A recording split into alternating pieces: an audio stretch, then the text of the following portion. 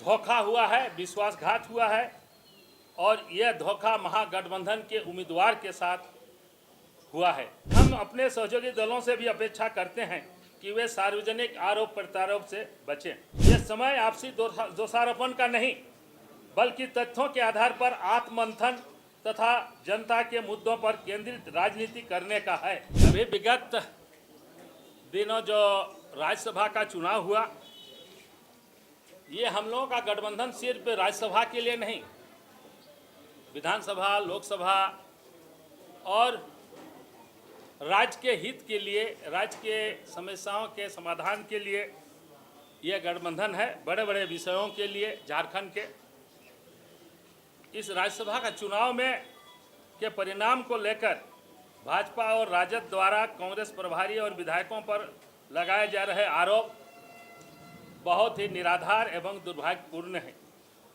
कांग्रेस विधायक दल ने पूरी एकजुटता, अनुशासन और प्रतिबद्धता के साथ गठबंधन समर्थित उम्मीदवार के पक्ष में अपना मतदान किया है।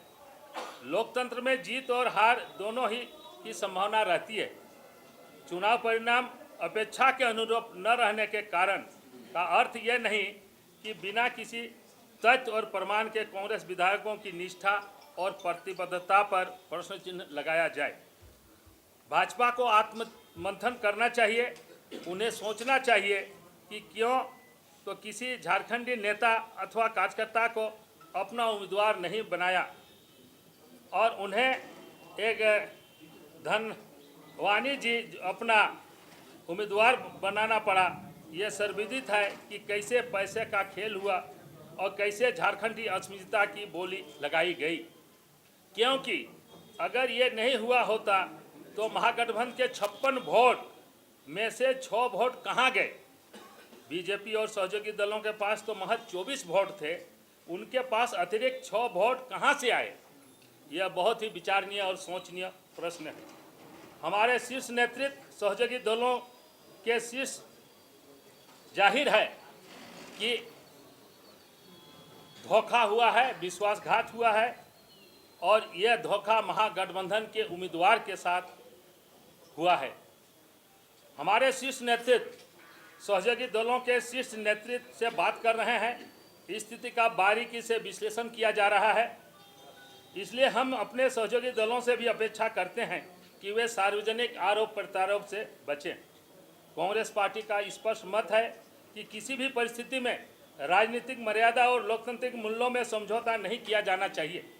हम झारखंड के लोगों के हितों, सामाजिक न्याय, संवैधानिक मूल्यों और राज्य के विकास के प्रति प्रतिबद्ध हैं।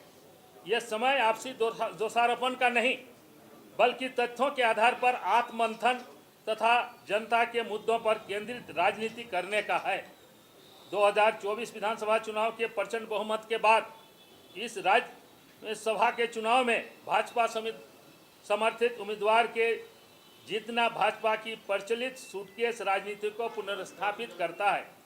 साथ ही हम सबों को भी अपने गिरबान में झांकने को मजबूर करता है। हमारे प्रभारी के राजू जी एक ईमानदार पदाधिकारी एवं सफल राजनीतिक हैं। वे हम लोगों के मतदान के गवाह हैं। सभी माननीय 16 विधायकों ने हमारे प्रणव झा जी के पक्ष में अपना मतदान किया है। खबर का मतलब बवाल न्यूज। हमारे चैनल को सब्सक्राइब जरूर करें।